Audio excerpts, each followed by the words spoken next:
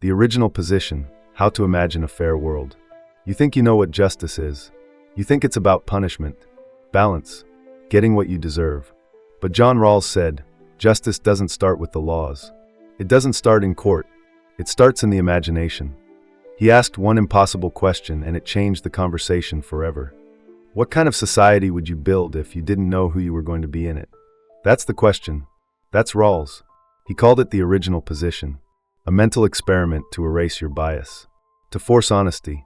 In this original position, you don't know anything about yourself, not your race, not your gender, not your wealth, not even your religion or intelligence. You're behind what Rawls called the veil of ignorance, stripped of identity, blind to privilege, free from status. This veil isn't about punishment. It's about design. Rawls wanted to know, if you didn't know where you'd land in the system, rich or poor, powerful or powerless, how would you build that system? Would you still create a world where 10 people hold everything and millions scrape for scraps? In the original position, selfishness doesn't work. Because you could be anyone. You could be born blind, or poor, or last. And suddenly fairness matters. Not because you're moral, but because you're vulnerable. Rawls believed that justice doesn't come from tradition, or power, or instinct. It comes from rationality under uncertainty. When you don't know what hand you'll be dealt, you choose rules that protect the worst hands. And that, he said, is the root of justice. Justice isn't revenge. It isn't balance. It isn't order for the strong. Justice is the design you'd choose if you had no idea who you'd be. Rawls wasn't naive. He knew real life was full of power, luck, and inequality. But he believed in philosophy's power to reset the rules. To ask, what would be fair if we were honest? Most people design justice to protect their position. But Rawls made you leave your position behind. He made you see the world without your armor. And in that nakedness, he believed something better could be born. The two principles, what fairness really demands. In the original position, you don't know who you are. You're stripped of ego. You're stripped of luck. You're designing a world, but you have no idea where you'll land in it. And so Rawls asked, what rules would you choose if you had to live by them blind? Out of this thought experiment, Rawls gave us two principles of justice.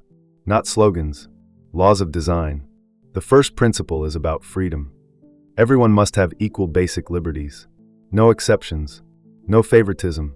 Freedom of thought, religion, speech, and protection under the law must belong to everyone. Fully.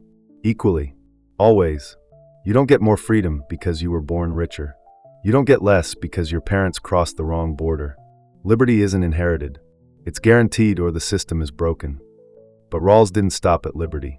He knew liberty alone wasn't enough.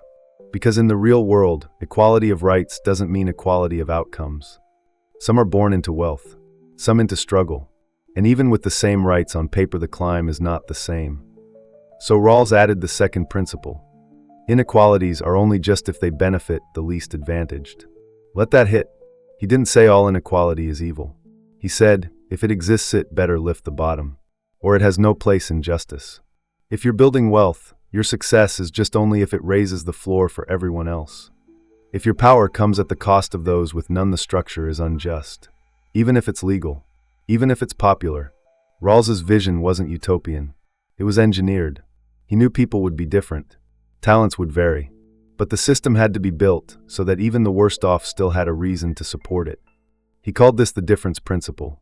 It's not about forced equality. It's about designed fairness. That's the test. If you knew nothing about who you'd be, would you accept the rules? Would you still call it fair? Justice for Rawls isn't about outcomes. It's about whether everyone at the table would agree to the deal before they know their seat. Most systems are built by winners for winners. Rawls flipped the blueprint. He asked, could you defend this society if you lost the lottery of birth?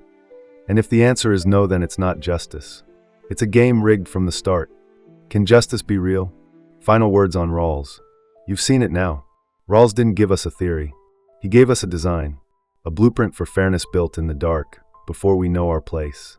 Justice, he said, begins before power, before money, before identity. In the original position, you were no one, which means you were everyone. That's the moral weight of Rawls's idea. Don't build a system that works only if you win. Build one that's just, even if you lose. Most systems are built backwards. They protect the winners.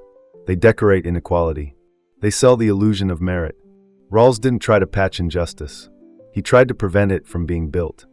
Not by force but by reason. Not by revenge but by design. So now the question is, why haven't we done it? Why haven't we built the thing Rawls described? Maybe we're afraid of what it would expose. Because real justice doesn't flatter you. Rawls made justice uncomfortable. Because it forces you to ask, would I still support this world if I wasn't me? Most people never ask. Most governments never dare. But the blueprint is still here, waiting, unbuilt. And maybe it's not too late. Maybe justice starts when we admit we didn't build the world fairly. But we still can. Rawls didn't believe in equality by accident. He believed in equality by choice. Not because we're the same, but because we're all at risk. The veil of ignorance is not a punishment. It's a mirror. And if you really look, you see yourself in everyone.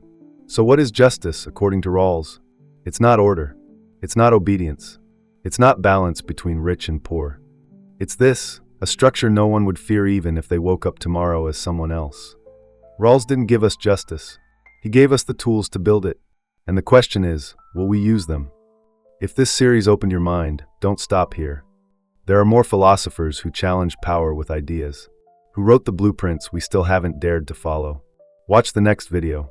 Keep thinking. And never confuse comfort with justice.